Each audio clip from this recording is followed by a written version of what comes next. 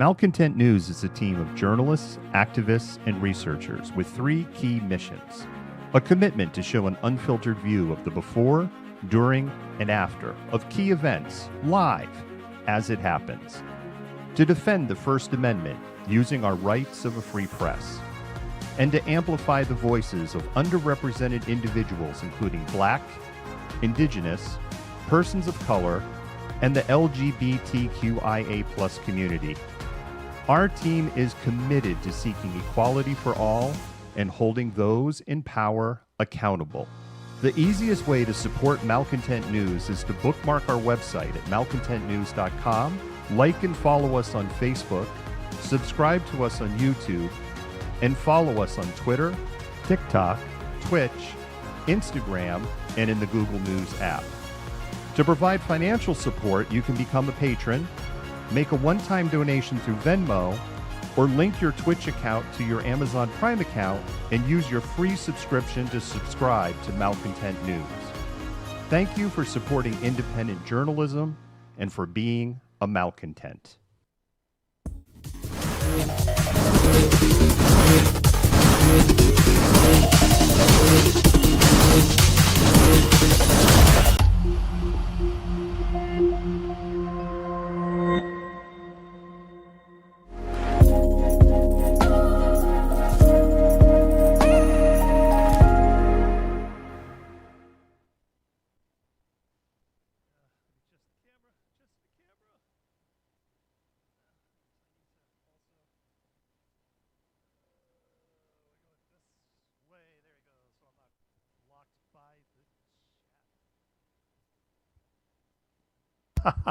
There should be mic audio now. It would help if I turned the mic switch on. As you didn't miss anything, I got to adjust the camera, my framing a little bit. I had myself centered, but I didn't take the chat into account. 1 second, my cabling never gives me a problem, and the cabling is giving me a little bit of a problem here.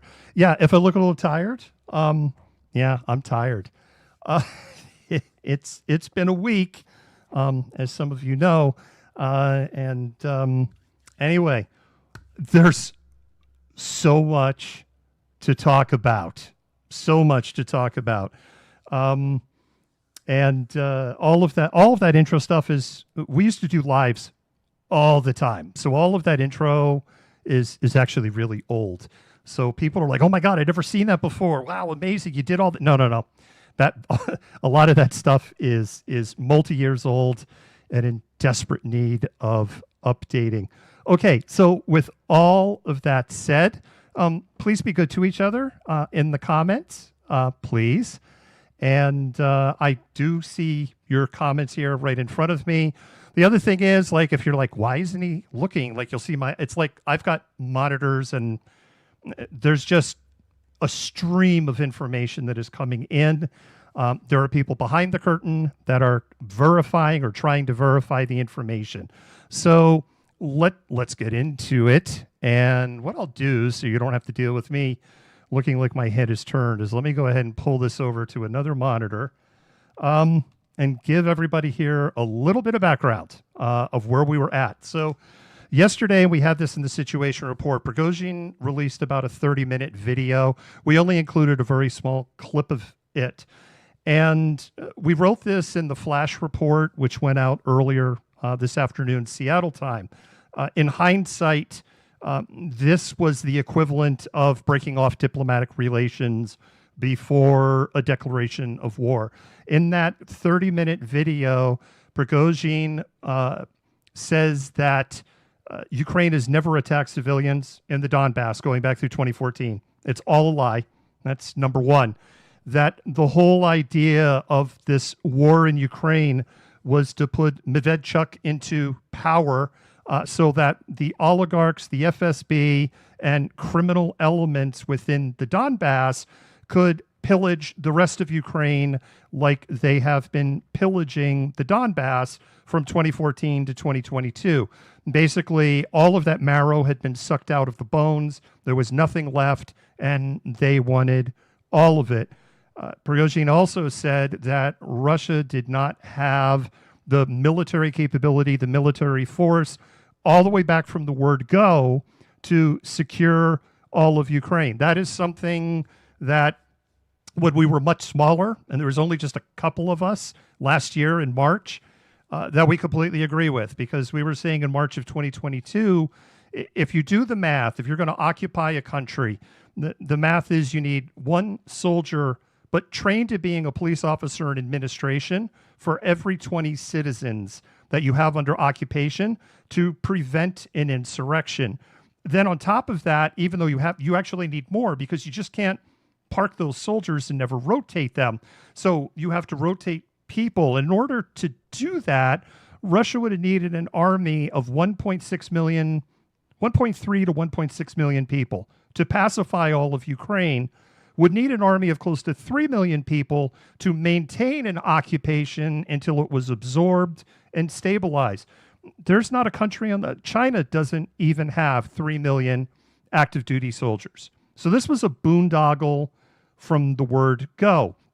He accused the Russian Ministry of Defense of malfeasance. That's my word, not his word, of sending tens of thousands of Russian soldiers to a senseless death in what was a war started on false pretenses.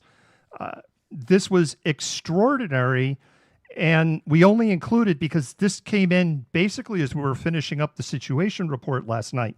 So this nugget came in, so we just included the part of, hey, Ukraine hasn't been killing civilians in the Donbass. They've only been hitting military targets. Then later today, Prigozhin released another statement. PMC Wagner Commander Council has made a decision. The evil brought by the military leadership of the country must be stopped. They neglect the lives of soldiers. They forgot the word justice, and we will bring it back. Those who today destroyed our guys, who destroyed tens of thousands of lives of Russian soldiers, will be punished. I'm asking, no one resist. Everyone who will try to resist, we will consider them a danger and destroy them immediately, including any checkpoints on our way and any aviation that we see above our heads. I'm asking everyone to remain calm. Do not succumb to provocations and remain in their houses. Ideally, those along our way do not go outside. After we finish what we started, we will return to the front line to protect our motherland, presidential authority, government, Ministry of Internal Affairs, Rosguardia, and other departments will continue operating as before. We will deal with those who destroy Russian soldiers, and we will return to the front line. Justice in the army will be restored, and after that, justice for whole of Russia. This was widely interpreted, including by us, as a declaration of war against the Russian Ministry of Defense. He then followed up with a quick statement of, there are 25,000 of us, and we are going to figure out why chaos is happening in the country. Everyone who wants to join, we must end this disgrace. And in perfect 2020 hindsight, as I said earlier, that statement from Prigozhin that came last night for us, early morning for Russia, was this essentially breaking of diplomatic relations. Now, what do we know as of right now? Multiple PMC Wagner columns are in Rostov-on-Don. They are operating, meaning PMC Wagner, freely and unopposed in the center of the city. They have surrounded the Russian Ministry of Defense building and the Ministry of Internal Affairs, which is essentially the police department. Think of Ministry of Internal Affairs in Russia as the police department. There was, just as I was coming on, they're working on confirmation. Again, if you see my eyes going everywhere, it's because I'm tracking multiple things right now. And I don't have somebody like in the earpiece here that can go, hey, we got this or we got that. But what we know right now is, or what we believe, is that both of those buildings have been taken over by PMC Wagner, that they have occupied the Russian Ministry of Defense building, and they have occupied the Russian Ministry of Internal Affairs building in Rostov-on-Don, specifically, not in, here, one second. Okay, I'm getting asked a question. I saw something and I was like, ooh, I might have something for you. But it was someone asking me a question. I'm like, I can't answer the question right now. Why Rostov-on-Don? Let's talk about that. Wagner had no choice. That's the only way they can get to Russia. They're not going to go through Crimea. Don't have a big concentration there. They're concentrated in the rear areas of Donetsk and Luhansk. They can't move through, say, Belgorod or Bryansk or, gosh darn it, I'm drawing a blank on the other city, because it would mean passing through Ukraine. Ukraine isn't going to be, hey, yeah, sure, knock yourself out. Go ahead and just walk across and have your party over there in Russia. That's not going to happen. So they had no choice. That's the only way they could go, is through Rostov-on-Don. Why is Rostov-on-Don important for PMC Wagner? One, there's 4 air bases there. That's a huge reason for it to be important. The second thing is it's a major supply hub. There is a ton of military equipment, weapons, and ammunition, and Wagner needs all of that. And it is the hub of the Southern Military District. The videos that have come out that have been geolocated, weather confirmed, that are being shot from multiple angles from civilians and onlookers within Rostov-on-Don that are just, oh, wow. There's like a coup going on. Yes, Kursk. Thank you so much. I see that, Kursk. Hello, whoever's saying hi to me. They're literally just out there with their cell phones. Like, hey, wow, coup. I'm going to make myself famous on VK. Probably not, because VK is getting suppressed. A Telegram. I could show this to my kids one day, which is just really wild. That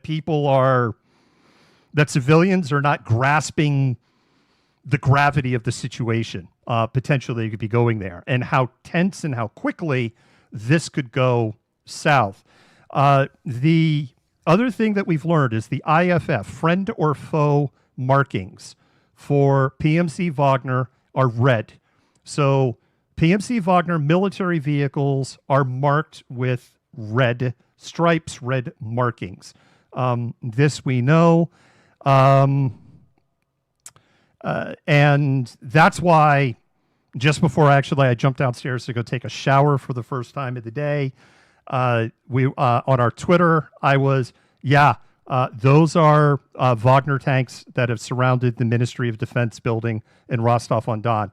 The other thing that's very clear in the videos that are out and that have been geolocated, weather confirmed, date confirmed, is you can see Russian forces. Now, it's too hard to tell because there's a lot of it where the camera's kind of doing like this.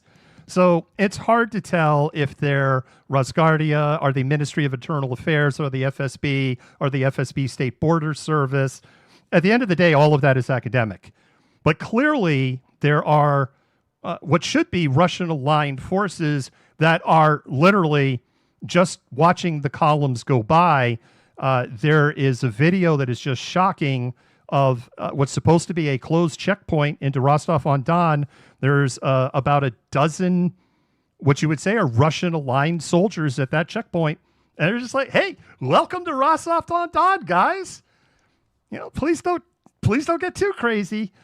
So it's very clear that there's a couple of possible scenarios here. One, which is and this is hot takes. I would also say just about everything at this point is a hot take. So a couple of possibilities. Number one, and this is the one that I feel strongly about, Russian soldiers shooting at Ukrainian soldiers, blocking troops, shooting at convicts. This is different than Russian Russian partisans with the Free Russian Legion shooting at Russians. This is very different than Russian on Russian violence. The bar is very, very high for people from the same country to start shooting at each other. That bar, and at a very big scale, that bar is very high. So I think that there is. I'm going to get into how Ukraine benefits, because there's one that is just so obvious. I've put it on the Twitter, and it's something I don't think a lot of people are talking about. So I'll get into it in a minute. So I think it's going to be very hard to get people to start shooting at each other. I think that's number one. So I think that may be part of why, hey, yeah, even if they're like against it, it's like, is today a good day to die? No, today is not a good day to die. Yeah, pass right on through.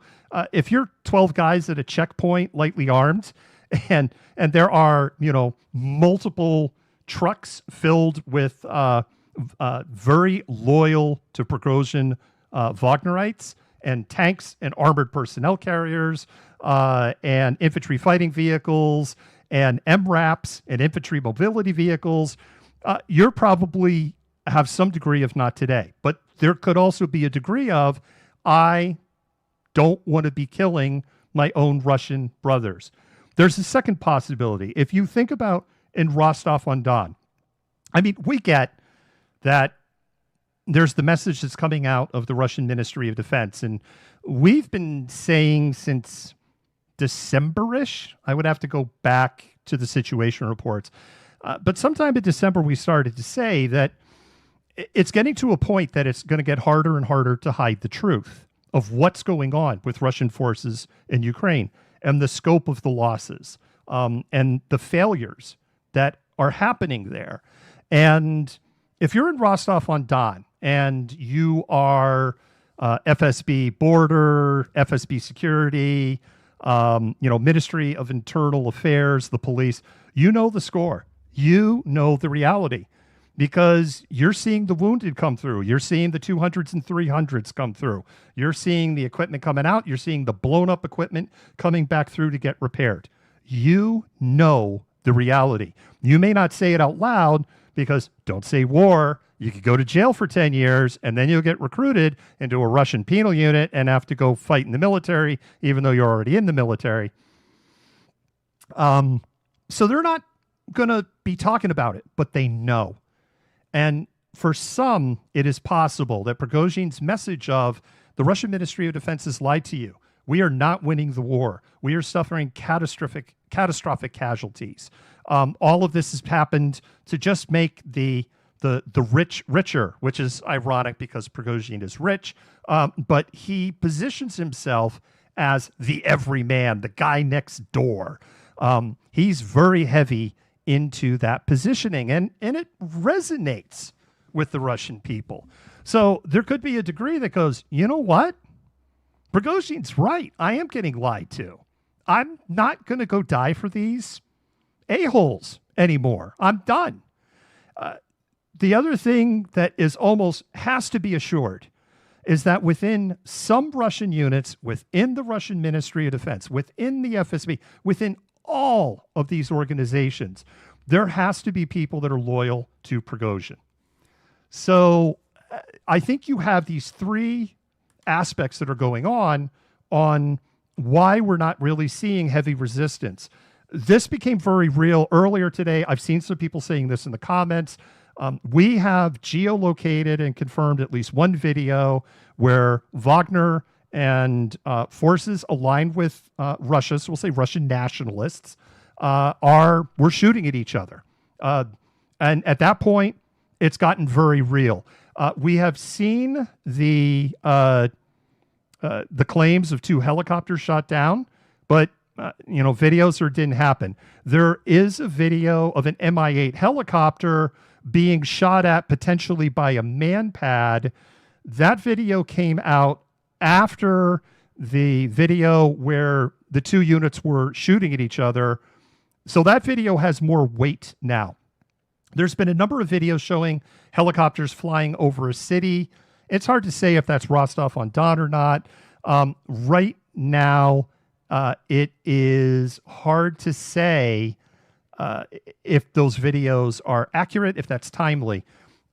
If there are helicopters flying over the city, for right now, it doesn't appear that they have appetite to fire on a Russian city, because PMC Wagner isn't in the outskirts. They're in the heart of the city. So if you're going to start firing rockets into the city, and you have civilians, like at the Russian Ministry of Defense, there's clusters of civilians with their cell phones out. And I know some people are like, hey, Russia blew up a building so that they could justify starting the Chechnya war. Very true. And we can't put anything past the Russian Ministry of Defense. But right now, we were saying that earlier, that Wagner has stormed the administration of a government building. That's what we've heard, and we're working on 100% confirming on that, but it does seem like it is 100% true. We're not going to talk about that. That's not what this is about. We have moved on. We've talked about it enough. The end. And I said that yesterday. We're moving on. If you're looking for that kind of drama, you can go over to there, and they can have their drama. I'm not talking about it. Okay, so back to the important matter at hand. So what we're going to talk about next here is, how does Ukraine capitalize on this? Ukraine is already capitalizing on this by doing nothing. Let me explain. Russian logistics are already a hot mess. They're a hot mess with the loss of the Chongar Bridge between Kherson and Crimea, which was about 2 days ago. I know somebody's probably going to go to the comments, yeah, but they put a pontoon bridge up, didn't you? Yes, saw the pictures. 70% of the road traffic that went between Crimea and Kherson was at the Chongar Bridge. That pontoon bridge isn't going to cover 10% of that traffic. It is a Band-Aid. 70% of that traffic now are going through 2 choke points. And Russian officials a few hours ago admitted that it's a cluster. It's a Charlie Foxtrot. And it is now double the distance to go from the Crimean border to Melitopol. It is double the distance to go from the Crimean border to Berdyansk. It is now 206 kilometers one way to get to Melitopol. It is 405 kilometers one way now to get to Berdyansk. This is a huge blow to supply and logistics, but that's down to the south. Right now, Russia has no logistical capacity on the eastern border. They can't run stuff through Rostov-on-Don, because what's something that Prigozhin needs? Shoigu, give me ammunition. So any convoy that Russia tries to send right now to try to get into Ukraine that remotely goes where PMC Wagner troops are, that's a fair target for Wagner. And do you think logistics guys, conscripts, these are conscripts, that, do you think they're going to be, oh yeah, let's go shoot at Wagnerites? These are the guys who took Bakhmut. Remember, that's the message they're told. These are the guys who took Soledar. These are the guys who took Bakhmut. These guys are unstoppable. I'm on a 1-year contract, and I really don't want to be here. And I've just gone through the terror of the grandfathers, and this Wagner guy's got a gun in my face saying, you know what? Nothing against you. I really don't want to do this. And if you just walk away, right? If you just walk away and let us take these trucks, what's some 18, 19, 20-year-old kid going to do? Yeah, there's going to be somebody who's going to want to be a hero, and all of them. There are not a whole lot of heroes in the conscripts.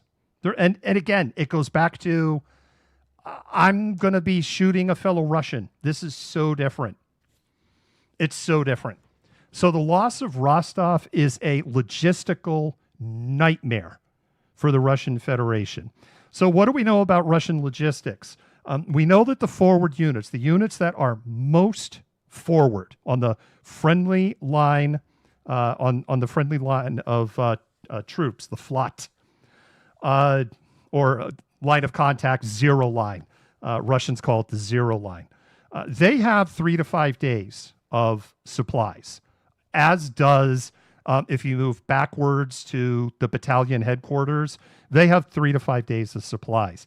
The next place, those logistic hubs, they have maybe 2 weeks of supplies. Now, those logistics hubs have to be more than 85 kilometers back from the line of conflict, or it's going to be HIMARS, right? HIMARS is going to come and visit. And we learned in that Storm Shadow strike last week that fundamentally all Russia did is they took their big piles of ammo that they just like to have in a very unsecured way, and they just moved it out of HIMARS range. And we learned that with the strike in Kherson that destroyed a very large ammunition depot and 1 square kilometer of the town, which name's escaping me at the moment, at the same time, which was surrounded by homes and had a school 200 meters away. Amnesty International has been very quiet about, did Russia, knock on everybody's doors and say, hi, we're going to put this big pile of ammunition by our house. Are you cool with that, or would you like us to relocate? No comments on Amnesty International there. Yeah, we'll get into, yes. I don't know about the shooting, but they have instituted what they call the Fortress Plan in Vorziv. I hope I'm saying that right. They have instituted the Fortress Plan, same as in Moscow, and in a cascading number of cities. Is there any information about Russia? Yeah, that's a great question. I'll get into that. I'll go into that topic next. That is a great question. What is the capacity for Russia to respond? It's not good for Russia. They have about 2 weeks at those brigade level, divisional level supply depots. So the clock's running. The clock is absolutely running on supplying those troops. And what will start to happen in 3-5 days, and the clock is already running in parts of, Zaporizhia, because the Chongar Bridge was taken out 2 days ago. So the clock's already running there. But we're going to start seeing 3, 5, 7 days, Russian units that are on the front line that forget ammunition shortages. And some things are already in short supply, like anti-tank guided missiles. It's pretty apparent that Russia did stockpile anti-tank guided missiles at the expense of other fronts, but they're still in short supply. Forget that. They're going to start running out of food, and ironically, clean drinking water. Clean drinking water. It was 30 plus degrees Celsius, pushing 90 degrees F in southern Ukraine. And you're in combat in Chinese spalling body armor and your SS-68 helmet, which weighs a ton and doesn't do anything for you. The bullet just rattles around inside that helmet once it goes through it. If you start running out of water, you're going to start falling apart fast. And the water that is available has a really high chance of making you very, very sick if you decide to start drinking out of puddles, rivers, or streams. So this is the emergent problem for Russian forces in Ukraine. Supply is going to be a big problem if Russia cannot reopen in very quick order these border crossings into occupied Luhansk and occupied Donetsk. I saw somebody make the comment that the border is completely locked down. You're 100% correct. The border is completely locked down into occupied Ukraine. This can't sustain for Russia. So, okay. The next thing that somebody was asking about, and I was like, okay, I'm going to get back to them. Wagner's for the reserve of Russia. We have an idea. We have an idea, and that comes from Belgorod, right? What was the Russian response on what you would think would be a far more heavily defended frontier than Rostov-on-Don. The response was, hey, Ministry of Internal Affairs, which is like calling your town police. This is your problem, right? That was the answer. And the Ministry of Internal Affairs and a handful of conscripts and border guards, they had to run for their lives, and rightfully so. The territorial defense, 3,000 people strong, completely unarmed. We know that for a fact. They were unarmed. And Governor Gladkov of the Belgorod region was begging to Moscow, please arm our territorial guard. We have an entire battalion of Russian partisans running around on a 200 plus kilometer stretch of our border, in some areas penetrating as deep as 8 kilometers, and occupied one border town for a week. And the Kremlin said no. The Kremlin just flat out said no. And now we know why they said no. They said no because that was the theory. The theory was they said no because they were scared. They were scared that if they armed 3,000 territorial guards, that those 3,000 territorial guards might turn on Mother Russia. So what is Russia's capacity to respond in Rostov-on-Don? It appears that it's less. And what we've seen so far is, other than the one confirmed skirmish and a couple of other reports of shootings, we're not seeing much resistance. Wagner's in unconfirmed city administration building confirmed the Russian Ministry of Defense headquarters in Rostov-on-Don. Not if you're just coming in, we're not talking about Moscow. Rostov-on-Don, which is southern military district, and reportedly have occupied the Ministry of Internal Affairs, which is the police department, and unopposed, essentially unopposed. Could Russia nuke itself or chemical? I'm laughing because I've had this flippant thought, which is, what's Russia's doctrine? They say their nuclear doctrine. We will only use weapons if there is an existential threat to the existence of the Russian Federation. Does coup, insurrection, civil war, it's hard what to call it at this point, but it really is starting to look like a coup to a civil war. You're really getting close to civil war because we've had shooting at each other confirmed at this point. Is that an existential threat? Where is the line?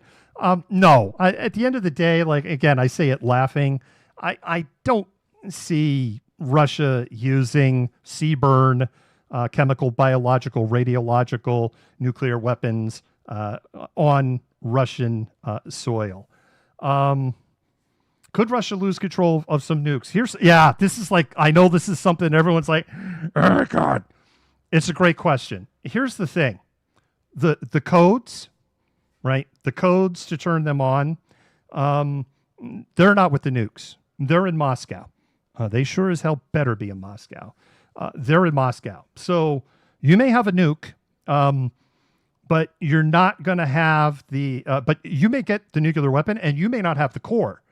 You may not have that plutonium core. The core could actually be stored somewhere else. That's number one. The second thing is, without the codes, because, this isn't like, lighting some TNT in a fuse and running for your life, metaphorically speaking.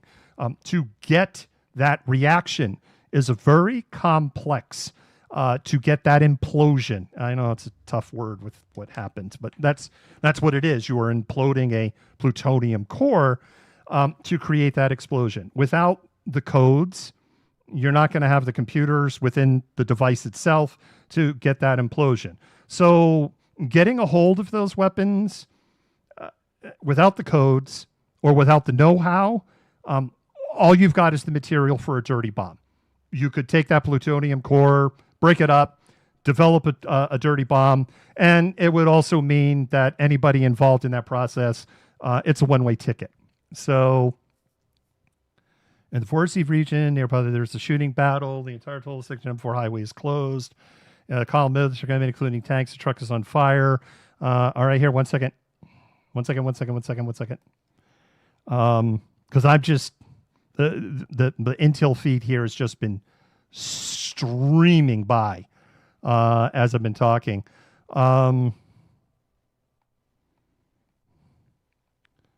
Bear with me here for a minute as I'm checking on what I would say is what I would feel is trusted and verified stuff. So give me a minute.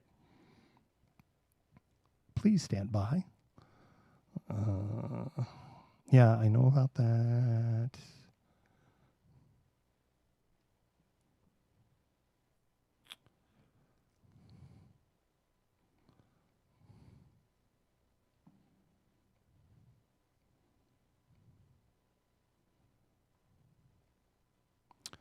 Lipsic region, again, apologies if I'm saying that wrong, in Russia has initiated the Fortress Plan. Fortress Plan includes restricting civilian movement. It can mean shutting down or jamming cell phone networks, disabling internet on the cell phone, activating all of the police, setting up roadblocks. We've seen a report also that all of the bridges in and out of Moscow have been closed. Yeah, already know that. Guys, you're killing me.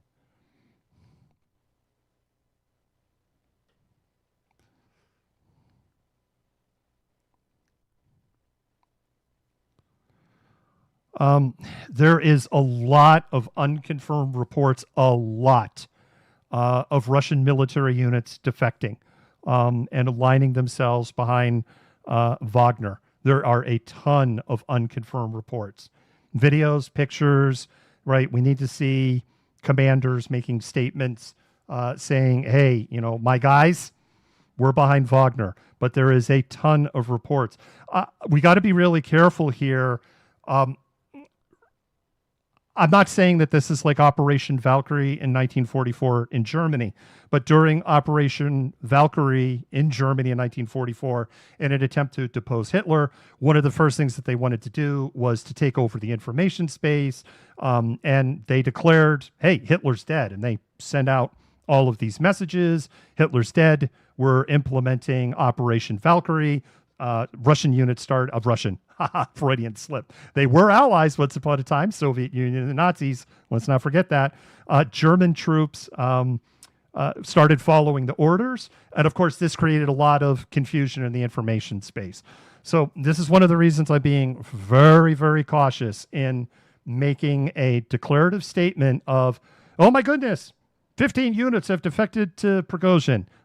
We need to see videos, statements, or it hasn't happened.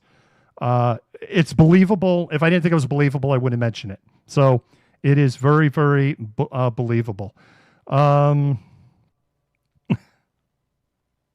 It is interesting too to see what I would say is a lot of kind of the Russian Vatnik accounts are just in meltdown right now.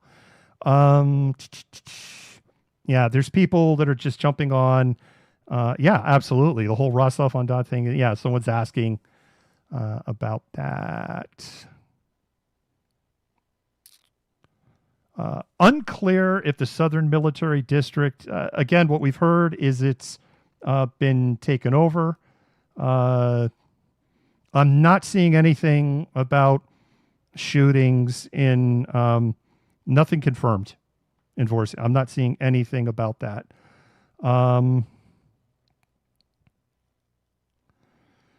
And it does look like that some Ministry of Internal Affairs, so Russian police units in Rostov-on-Don, have aligned themselves with Wagner based on pictures and videos that we're seeing. It does look like this is just a meltdown. How did we get here? If you're new to the channel or you left and you came back or You were mad, and now you're like, oh, what's he talking about now? We started saying back in November that because of Prigozhin's ego, because he really was, he's pushing his ego, starting to write checks that his body can't cash, although it appears that he may be able to cash those checks now, was creating a lot of friction with Shoigu. And we said back in November that there was a small chance, I mean, it was a big chance, but that if Russia continued to experience failures on the battlefield, that there could be a push for regime change. Another thing that we had brought up in December is Russia not being honest with the Russian people after saying for about the third or fourth time, okay, we're going to be honest with you. All right, we hear you loud and clear. You know, the whole Kherson thing. We told you we're winning. We told you we're winning. We're winning. We're winning. We're winning. We're winning. We left. You know, what the hell happened? Okay, we get it. You're like, so what's really going on? And they weren't, right? They weren't honest at that point. The Russian winter offensive was a disaster. Is an absolute disaster. Russia captured maybe from the middle of January to the end of May, 400 square kilometers. Most of that, PMC Wagner in the Soledar, Bakhmut operational areas. Russian troops gained a little bit of territory west of Crimea, a little bit of territory in the Avdiivka operational area, a sliver of territory in Marinka, and that's about it. They got completely ratioed in Vuhledar, and the general responsible for that got, you're a big hero at a promotion. There's huge traffic jams everywhere. Mills JNR, huge traffic jams everywhere. There is panic in a number of places where it appears that civilians are, moving away, not just in Russia, but also in the occupied territories.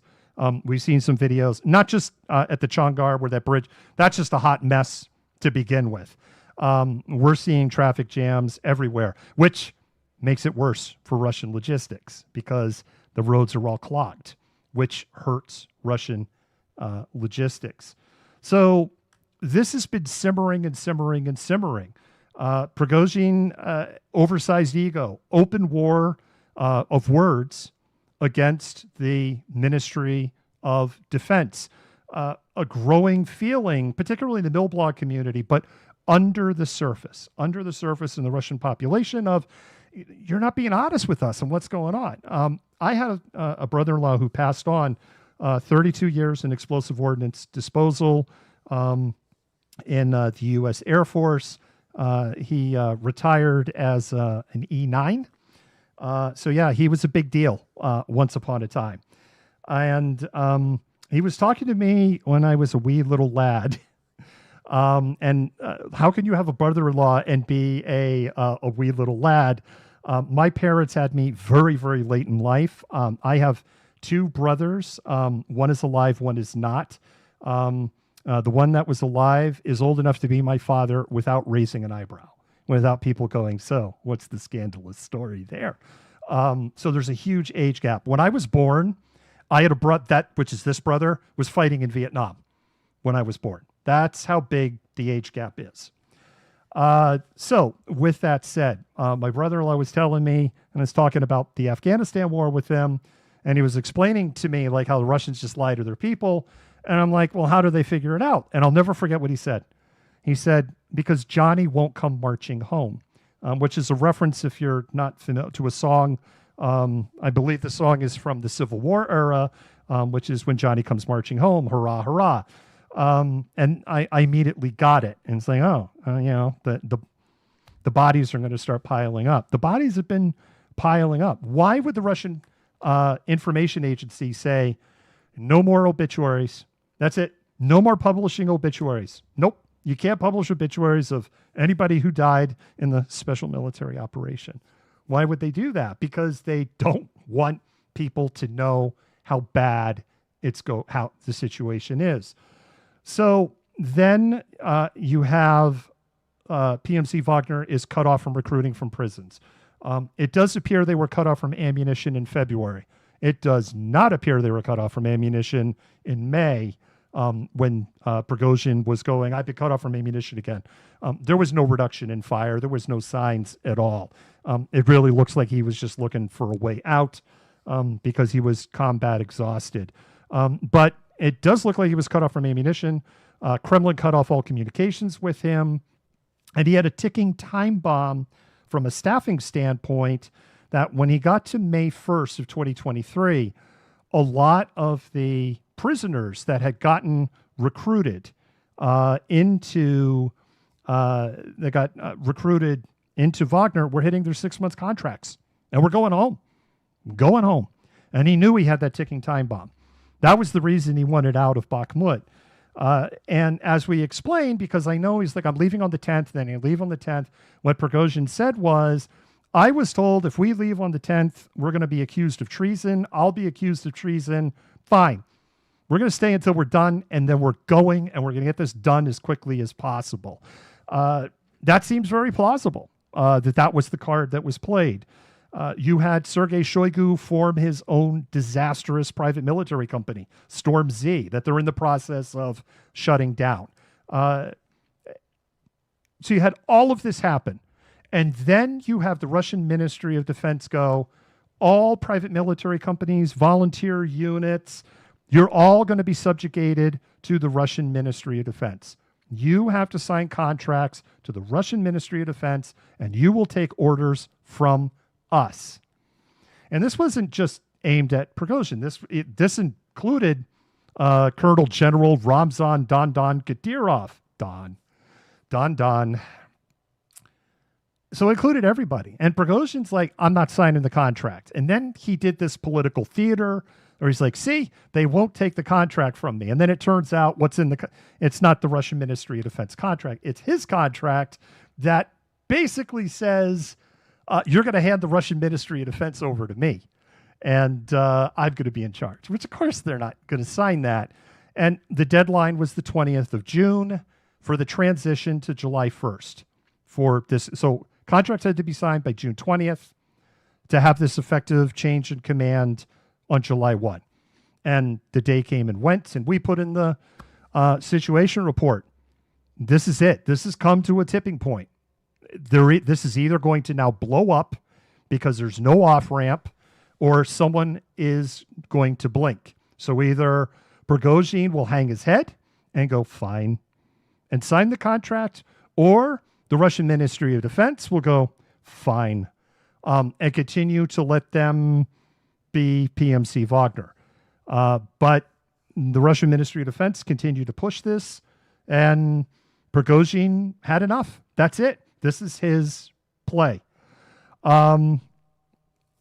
So what's the end game for Prigozhin? Could this lead to other, let me go back to this one about Frisco Prime. Could this lead to other ethnic revolts in Russia? Absolutely. Abso-flippin' lutely. One of the first areas that comes to mind is Chechnya. And the reason I say that is if we look at the videos that come out from Ramzan Don Kadyrov, and if we go back to March of 2022, right, and they were showing these huge displays of thousands and thousands of troops and tanks and infantry fighting vehicles and armored fighting vehicles and helicopters and, right, just these huge formations. And we're going to forget Kyiv. We're going to Berlin, right? Remember this stuff? You remember this stuff from him? We've shared these videos in our situation reports. We've linked to them when Chechnya is now sending, new units. What is it? It's 2, 3, 4 companies, 200, 300, 400 guys who look old or young and tired and mismatch equipment. And, they don't even have technicals anymore. They don't even have like pickup trucks with machine guns. It's like, yeah, we got these 4 vehicles that we bought from China on the down low and some SUVs that we scraped off of, the pages of VK and had them painted in olive drab. And that's what they're going in. Yay, us. They don't even have the equipment to hand to them to pretend that they have the equipment anymore. So you have forces within the Northern Caucasus part of Chechnya that are completely against Kadyrov, 100%. And when there was this short period where Kadyrov looked weak, right, there was some insurgent activity. There was some stuff that started to pop. So that's an area, number one, that's an area where I could see opportunity and they could go. That's number one. I could see opportunity in the two occupied regions in Georgia, South Ossetia. The other one starts with an A. The name is escaping me. That's another place where I could see that devolving very quickly and Russian forces getting pushed out. Moldova has no capacity to do. They have a pretend military, and Moldova has no appetite. First of all, I have mad respect for Maya Sandu. I see her not looking. A military solution is not her way. Dagestan's another one. Yeah. Everyone's kind of calling out. Yeah. Dagestan is another one. A lot of the Muslim oriented territories, those are spicy. The other thing, I've seen some people say, keep your eyes in Siberia, keep your eyes in some of those territories. I'm not so sure. And the reason I'm not so sure there is they have hardly any men left because that's where they've been pulling. A lot of the Russian cannon fodder have come from the Eastern military districts. They're west for me. I have to think from Russia. The Eastern military districts, a lot of the meat squads, units that have just been treated disposable have come from that area. There are villages and smaller, I say cities, they're relative cities within the size of that region that have hardly any men left. So I don't see how, because of the very patriarchal society in Russia, I don't see a bunch of angry babushkas starting something there. With that said, I have half jokingly said the scariest force on the planet is an angry, Eastern European, Russian, Polish babushka, and I say that with a fair amount of respect. If you have ever seen, let's go back to the opening days of the war. The woman, here, put these sunflower seeds in your pocket. So, when you get yeeted, flowers will grow, and hand them out to your buddies. That's stone cold. That's just stone cold. Lukashenko, that's a great question, right? He bailed. His plade's over Turkey. Everyone's kind of like, so what's up with that? Why are there no women in Russian military? Well, there's women in Russian military. They're not in pew roles, because it's Russia. It's a patriarchal society. There's been just a ton of stuff that have been passing on here.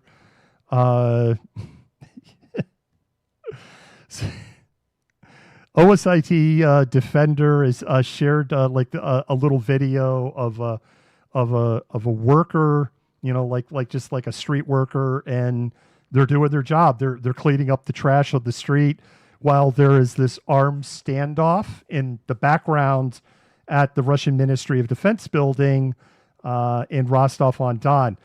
Full stop. When I've done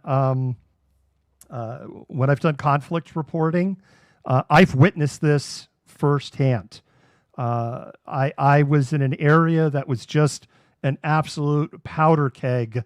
Thousands of protesters standing off against hundreds of police officers. I mean, it was just powder keg. There's a video. Boy, you'd have to do some digging on the YouTube to find it. There's a video of it, or the Facebook to find it. It's old. There's a person who is where a business had boarded up its windows to protect them from getting broken, and they had hired somebody to paint the board. So it just, it looked nice, and it just looked like boards. And this dude is painting the boards when it's, I think, 30 minutes later, there's tear gas and flashbang grenades and rubber bullets, and this guy is painting the boards. So I'm seeing this video of this woman like, hey, let's see, what's my job today? Oh, clean the streets. Okay, I'm here to clean the streets. What's going on? Oh, military coup. Cool. That's the Civil War. All right, well, whatever. I had a job to do. So I've seen this before. Monica, when you've lost loved ones on a lie, hell hath no fury. That's true. And what else has been going on? Russia hasn't been paying the death benefits. Russia has not been paying veteran benefits. Full stop. This is a very common problem in a lot of countries, including here in the United States, where we kind of treat our veterans crappy. Not as crappy as Russia has been treating their veterans, but and I'm not getting into the slope of false moral equivalency here. But I am an American. I'm going to call out my country, and my country does our veterans dirty. Not all of them, but we do our veterans dirty. There shouldn't be one homeless veteran in the United States. None. And that isn't a left or a right political issue, and I don't want to dive down into that rabbit hole. That's a societal issue. That is a choice we've made as a society. So I don't want to be like I'm on my high horse and going, Russia treats their, and it's not just the United States either. Lots of countries treat their veterans like garbage, but Russia's treating their veterans like hot garbage. Look, if you were expecting your 5 million rubles so you could go buy your 2023 Lada Grenada, which keeps going up in price because of Russian inflation, and you don't get those 5 million rubles, and you've lost your husband, you've lost your son, you've lost your brother, depending, where your survivors are. Yeah, you're going to be, I was lied to. If you're going to be used in this state, hey, we're going to give you fur coats. Remember the fur coats? Remember that with United Russia? We're giving them fur coats. And then they took the fur coats away. After the cameras were turned off, yeah, give us back the fur coats. They're low quality. We're going to get you good ones. And then no fur coats showed up for review. And they're like, hi, how you doing? So when do I get my fur coat? Oh, that was a mistake. You weren't supposed to get the fur coat in the first place. This just pisses off people to no end. It nearly caused a coup in the 1920s in the USA. Very true. Jeff's a history major. I love that.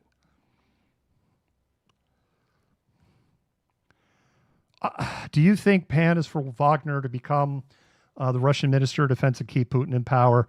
Putin isn't going to protect. I don't see Putin protecting Prigozhin at this point. I don't see it. I just don't see it. I've already kind of covered what I think the end games are for Prigozhin. The end games for him is successful coup, civil war, insurrection. Again, it's really starting to look, because people are shooting at each other. We could confirm at least one incident, and it was a little bit more than just a couple of bang bangs. We've got confirmation that people are shooting each other. So, based on that, this is more than like a half-hearted coup thing. This is very serious. We have tanks in the street. We have helicopters in the air. We've got multiple columns. We've got Ministry of Defense building in Rostov-on-Don either occupied or surrounded. We have Ministry of Internal Affairs building probably occupied, and unconfirmed the administration building occupied. One thing's for sure, there is significantly more than a battalion of Wagnerites wandering around Rostov-on-Don uncontested. So, the second thing here, Prigozhin's the caged animal, and I want to choose my words carefully because I'm very sensitive to triggering people on this topic. But he takes the ultimate way out. I think you can connect the dots. He gets cornered, and he takes the ultimate way out. That's option number 2. Option number 3 is this fails, and he goes on the run, but he doesn't have a lot of places that he could run to. There's probably some African nations that would embrace him, but that's probably not a long-term solution. Central African Republic, first one in my head, like if I were to, hot take, I say it again, almost everything here tonight is a hot take. Central African Republic immediately comes to mind. Mali would be probably in second place. I don't know about Sudan because, Sudan's, it's simmered down, but Sudan is spicy, where Central African Republic is very Wagner friendly. Or, he could go underground and hide in a European country somewhere, in somebody's mansion that is friendly to him, friendly to his cause. But, he's in hiding. He's not literally in hiding. Again, hot takes. These are hot takes. The fourth possibility, he turns himself over in exchange for, I will testify against all of these nut meat bastards in the Kremlin, at The Hague. I know everything. I've got the receipts, and I'm going to throw everybody under the bus. If I'm going down, I'm going to take them down with me. And so it's one of these things. I say this a lot. There is almost nothing in the world that is 0%. Is that fourth option possible? Absolutely. Is that over a 1% option? Yeah, probably not. Almost certainly not. But you can't say no. Designated International Terrorist Organization doesn't give them any options. Very true. I don't know what's going on in the Biden administration. I would think that right now for NATO nations, China, India, Pakistan, Japan, South Korea, right? Think about these countries, these big countries that have large militaries or major national security interests that abut the borders of Russia. I would think all of these countries right now, probably their biggest concern is the stability of Russia's nuke arsenal. That is probably their biggest concern. But I want to stress again, because I don't want people to start digging I always joke about, look, I'm Gen X. If you felt you need to start digging your backyard bunker, I would be telling you from my backyard bunker that I'm digging, you should be doing this now. No, you don't need to go dig your backyard bunker right now. But I would think that there is a legitimate concern about the security of the arsenals. And then I think secondarily, there's just this concern of, how could this factionalize? Everyone's asking the right question. You all are asking great questions and the right questions. Reddit post show Putin. Yeah, Putin's not moving to Uruguay. That would be stunning.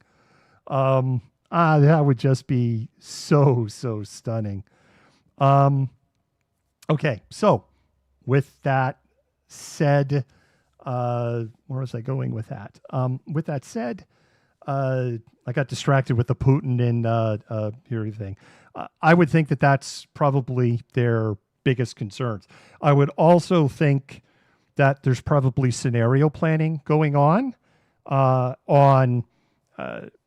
does what Ukraine need to be successful change?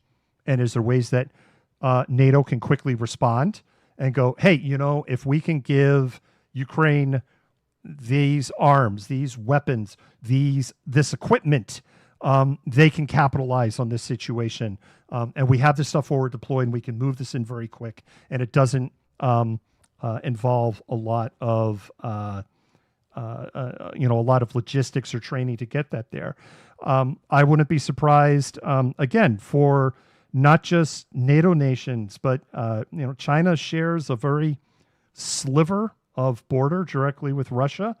I'm sure that there's, what if Russian refugees try to start pouring over, the border? How do we address that?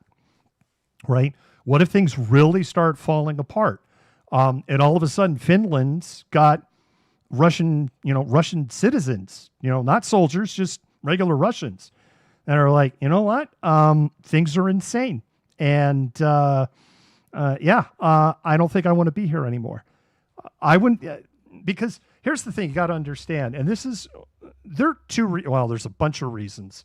When the Pentagon leaks, right, the whole Thug Shaker Central server came out, there are multiple reasons we didn't touch that documentation. One, we have people on our analyst teams who are former senior military officers in the U.S. military. They could get in trouble, in theory, if you had somebody who was very vengeful. They could get in trouble for looking and providing their assessment on those documents, even though they were, quote unquote, in the public domain. They have an obligation as senior military officers not to be involved in that activity. That was the biggest one. The second reason is it's just unethical. The first rule of journalism, minimize harm. Going through and analyzing those documents is not minimizing harm. It's maximizing harm. And the third thing, which is proven out, is we had a pretty strong belief that while some of these documents were current event and accurate, a majority of those documents were likely scenario what-if plans. There are a lot of companies, private companies, that hire people much smarter than me, and all they do is come up with military scenarios all day long, and they are paid obscene amounts of money to do it. Hi, how you doing? I would love to be paid obscene amounts of money to come up with, just a pitch. I think I would like that job. And they're just paid obscene amounts of money all day long to think what if. And they create stacks and stacks of PowerPoints of what if. And I think that's what a lot of these Thug Shaker Central documents were what if. Let me give you an example. Ukraine was supposed to run out of air defense missiles. Remember that? They're supposed to run out of air defense 3 weeks ago to the day. Well, even more than 3 weeks ago, 3.5 weeks ago. They clearly have not run out of air defense anything.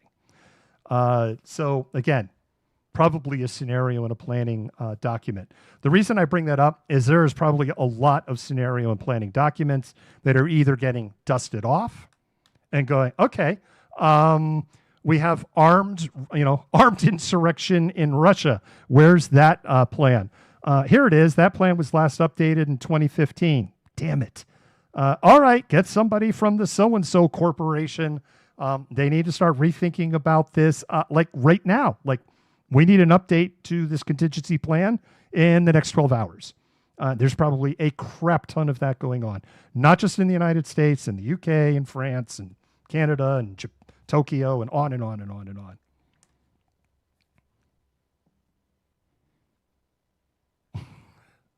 Over the Bering Strait.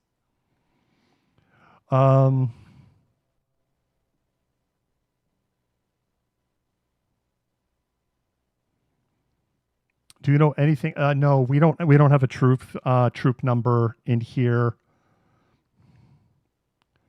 How much are the actual people of Russia likely to oppose Wagner? That's a good question. Right now, what we're seeing at Rostov-on-Don is no opposition. Token. We're seeing token opposition. That's what we're seeing right now. Do we know where Putin is? No. Thank you, Vaso. I appreciate that. No, we don't know where Putin is. This is interesting. I was having this conversation with a different group of people earlier. One of the things, because we haven't seen Putin, right? He hasn't come out of the bunker. And here's something that I wondered, because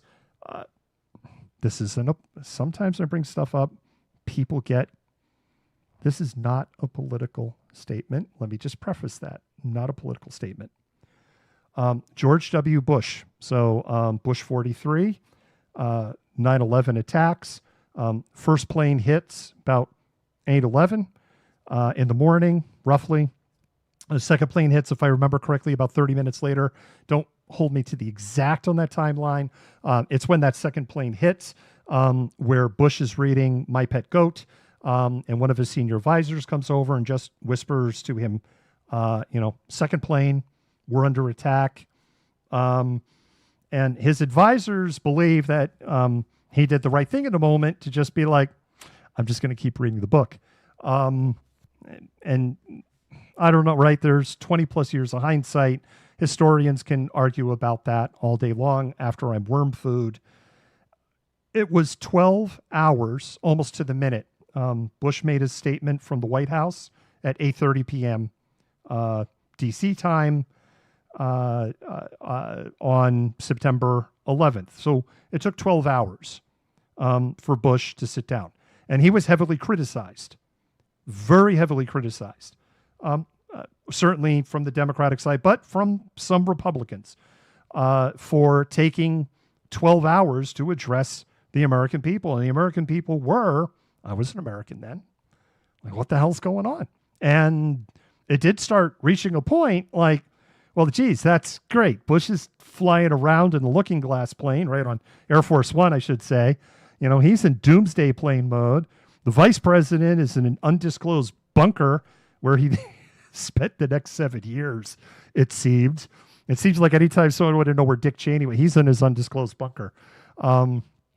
Cheney appeared to spend like almost the next 7 years in an undisclosed bunker. And there was consternation with the American people. Where's our president? It took 12 hours. Why do I bring that up? I've been watching the time, and one of the things that I said is that was too long, right? 12 hours was too long. If Putin doesn't make a statement by the time we get to 12 hours, it's too long. We're way past 12 hours, and Putin hasn't said a thing. Not only has Putin not said a thing, but there were these two videos, one from General Armageddon, one from the deputy leader of the Russian GRU. So they're in the Defense Intelligence Directorate. These videos did not, if I was a Russian and I saw these videos, even if I've been chugging the Kool-Aid, well, I don't know. If you're really chugging the Kool-Aid, you're going to be, okay. But I would say, like, if I have had any critical thinking left whatsoever, my question would be,